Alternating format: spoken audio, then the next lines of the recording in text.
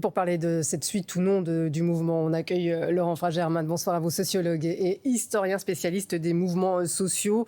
Les syndicats, bonsoir à vous, les syndicats qui ont mis la pression, hein, il faut le dire, sur Sébastien Lecornu, comme ils l'ont fait auparavant sur François Bayrou. On sent quand même que l'intersyndicale, elle est là, et bien là, et compte le rester. Oui, ils ont gagné un peu d'air, en fait, depuis le mois d'août. C'est assez frappant parce que quand il y a eu les annonces de François Bayrou sur son budget d'austérité, on n'était pas dans la même séquence. Il y avait une inquiétude. On ne voyait pas trop comment le syndicalisme allait réagir. Donc le mouvement Bloquons tout, le retournement de l'opinion publique sur un certain nombre d'aspects leur a donné du souffle. En même temps, là, pour le moment, ils sont dans une situation un peu délicate aussi. Tout le monde est dans une situation délicate en réalité. Mais on peut le dire, l'intersyndicale qui a été réunie 2 ans et demi après la dernière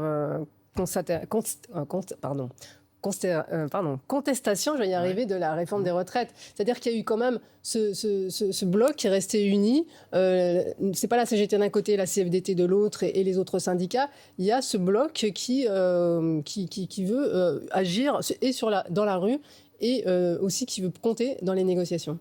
Alors, tout à fait. En fait, il y a eu une période, vraiment déjà, c'était la grande nouveauté de 2023, c'était cette unité syndicale et le refus d'entrer dans des polémiques, même quand il y avait des divergences stratégiques. Après, il y a eu un moment, finalement, d'éclipse de cette unité, avec notamment lors du conclave, des positions très différentes, des attitudes très différentes des syndicats, mais qui ont réussi à ne pas entrer dans des polémiques internes. Donc, il n'y a pas eu de polémique, ça c'est une grande nouveauté, mais on peut dire quand même qu'ils ont loupé quelque chose, ils ont manqué le fait de travailler ensemble sur des propositions concrètes, de s'habituer à vraiment, je ne dis pas une unification, mais au moins un rassemblement plus efficace. Et il y a quand même une dispersion des forces syndicales aujourd'hui. Vous avez 8 organisations, personne n'y comprend rien en réalité. Donc là-dessus, on est loin d'avoir complètement résolu cette question. Simplement, le syndicalisme, là, joue un rôle, il pèse. Il serait même en position de force, dit Sophie Binet. C'est le cas ou c'est pas le cas ? C'est à moitié vrai. Moi, j'aime beaucoup la CGT, mais en même temps, la réalité, c'est qu'au Parlement, ce qui fragilise monsieur Lecornu, c'est quand même beaucoup le Rassemblement national aussi. Et le Rassemblement national est l'adversaire de la CGT, qui, de ce point de vue-là, a une position très claire, et comme la CFDT. Donc ça, il faut s'en féliciter. Donc moi, je trouve que, en réalité, la situation est tellement complexe que les syndicats peuvent obtenir justement moins d'austérité. Moi, personnellement, je m'en félicite par rapport aux précédents intervenants, mais l'image qu'ils ont actuellement, il y a un sondage ELAB qui le montrait encore, c'est 60% des Français qui pensent que c'est un facteur de blocage dans la société et 50% des salariés. Or, ce qu'ils peuvent gagner, c'est de bloquer un certain nombre de mesures. Et là, encore aujourd'hui, et d'ailleurs, le mouvement initial s'appelait Bloquons tout. Donc, c'est un peu le paradoxe. Vous voyez, c'est en défensive, ils s'en sortent bien pour avancer des choses en commun et pour essayer d'élargir leur champ d'action, parce que c'est ça leur problème en réalité. C'est ces 50% de salariés qui ne les voient pas sur le terrain, qui ne leur font du coup pas confiance ou pas assez. Les Français font plus confiance aux syndicats qu'aux politiques, selon un dernier sondage, puisque vous aimez les sondages apparemment. Oui. Oui, bien sûr, ils ont une meilleure image, elle s'est améliorée, mais ils ont cette difficulté sur le terrain, je vous dis, notamment de s'adresser à tous ces salariés qui pour l'instant, pensent au Rassemblement national. Oui. Parce que vous avez toute une partie des salariés, des Français, qui pensent que la mobilisation ne servira à rien, seul le vote le permettra. Je pense qu'ils seront déçus. Mais donc, pour le syndicalisme, finalement, il y a un mieux. Apparemment, ils vont obtenir des choses, mais ce n'est pas non plus une situation mirifique. Un mot aussi sur la forme. La CGT, la CFDT, 2 femmes à leur tête, Sophie Binet et Marie-Lise Léon. Est-ce que le ton a changé ? Est-ce qu'il y a plus de punchlines qui sont envoyées ? Il y a des voix qui portent au sein des 2 syndicats principaux de France ? Alors, sur la féminisation, effectivement, il y a eu une accélération du processus. On a eu les premières femmes qui dirigeaient des organisations. C'est dans les années 80, Monique Juhaya pour le SNES, un syndicat important de l'enseignement. Et puis ensuite, à la CFDT, une figure importante également. Là, on voit effectivement beaucoup de femmes qui prennent des responsabilités et aussi, ce qui est important, c'est que ce ne sont pas simplement des têtes d'affiche. C'est-à-dire qu'à tous les niveaux, il y a un processus de féminisation, il y a un volontarisme dans plusieurs organisations, celles que vous citez, la FSU aussi par exemple, l'UNSA a également beaucoup de femmes à sa direction. Donc voilà, on voit bien qu'il y a quelque chose qui s'est enclenché, qui est assez cohérent avec les bases actuelles du syndicalisme, plus des fonctionnaires, plus des cadres, plus le tertiaire et donc des métiers plus féminisés.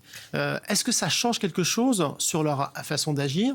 C'est pas évident. On a Sophie Binet, et dans un autre style, Marie-Lise Léon sont de bonnes communicantes, donc ça se voit, mais je ne suis pas sûr que ça soit lié au sexe. Un salarié sur 10 est adhérent à un syndicat, c'est beaucoup moins que dans les années 90. Est-ce que ce chiffre peut augmenter ?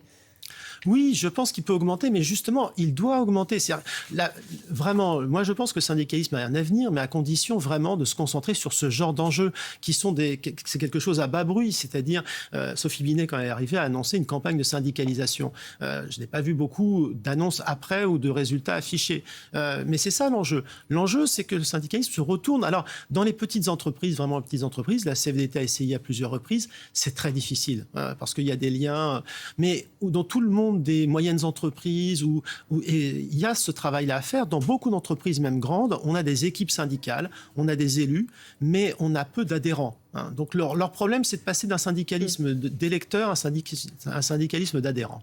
Merci beaucoup, Laurent Fragerman, sociologue et historien spécialiste des mouvements sociaux. Adopter des syndicats qui marchent en force, une intersyndicale à laquelle doit faire face Sébastien Lecornu.